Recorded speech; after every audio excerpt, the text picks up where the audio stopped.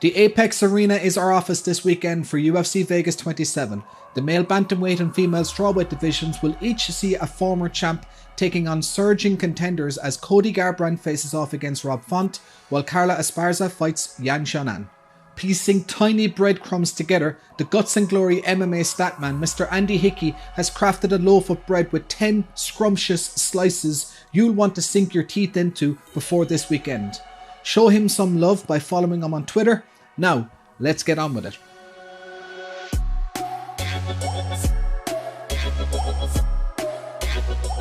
Cody Garbrandt made his Octagon debut in 2015 with a clinical finish of Marcus Brimage at UFC 182.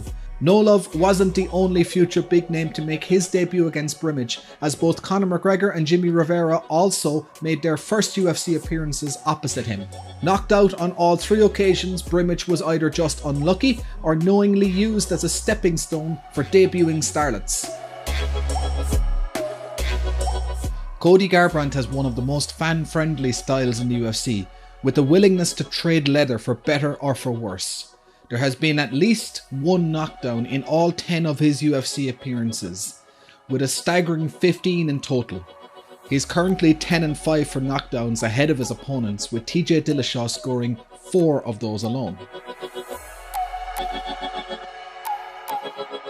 Rob Font displayed his power in his last bout with a finish of a former title challenger, Marlon Moraes, that propelled him to number 3 in the bantamweight division rankings.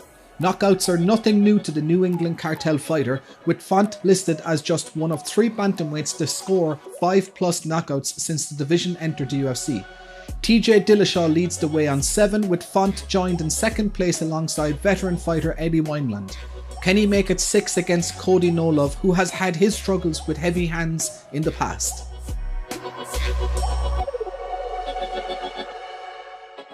Zhaonan has compiled a quiet but efficient 6-0 run during her time at the UFC.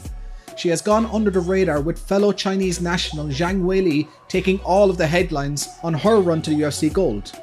Yan's 6-fight win streak is already the longest a female fighter has gone without fighting for a title. Tatiana Suarez is the only other female to have won 5 straight and never contested a title bout. With both competing at 115 pounds, it's a clear sign of the strength of the division compared to the remainder of the ladies' divisions. What do you reckon? Could Zhaonan capture UFC Gold before Zhang Weili regains it? Or could we have an all-China strawweight title fight to look forward to in the next 12 months? Answers in the comments below. Carla Esparza won the inaugural Invicta strawweight title in her last bout with the organisation before entering the UFC. She would then join the Ultimate Fighter House in a bid to win the inaugural UFC strawweight title, a feat she would accomplish on her official UFC debut when she finished Thug Rose with a rear naked choke. This makes the Cookie Monster one of 7 fighters to have won a UFC title fight in their Octagon debut. Maurice Smith was the first and has since been joined by Fran Shamrock, Jose Aldo, Dominic Cruz, Ronda Rousey, Nico Montana, and of course, Lady Esparza.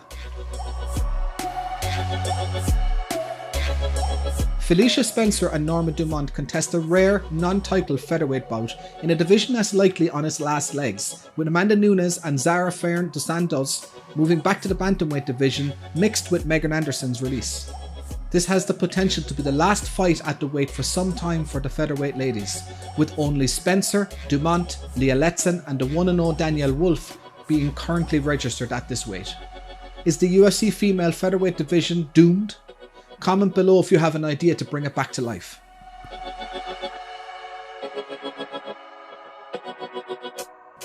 Bosnia's Damir Hadzovic makes his first UFC appearance in over a year as he looks to rebound from a submission loss to Brazil's Renato Moicano.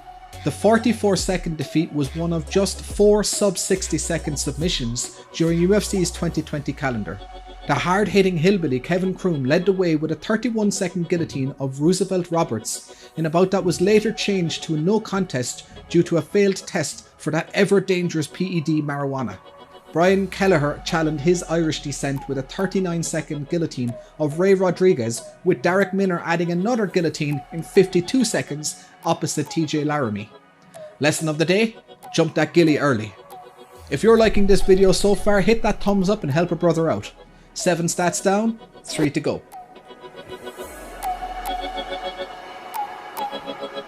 China had a night to forget at UFC 261, going 0-4 over the event, but one of the most emerging nations on the world's MMA scene has its chance at redemption as Yang Zhaonan is joined by promotional newcomer Xie Yilang.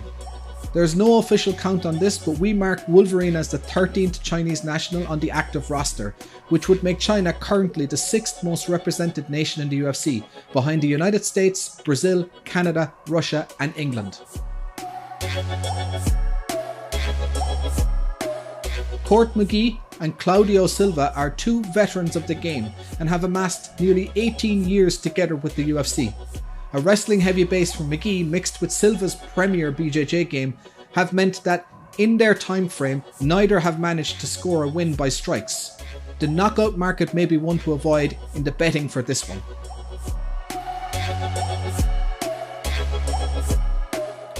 Kermanson is one of a plethora of UFC stars to come from the Cage Warriors production line, leaving the British-based promotion with a 7-0 record in the organisation and the middleweight title around his waist. He is one of nearly 30 Cage Warriors champions to move to the UFC, with just 4 of those, Conor McGregor, Michael Bisping, Dan Hardy and Antonio Silva, going on to compete for UFC Gold.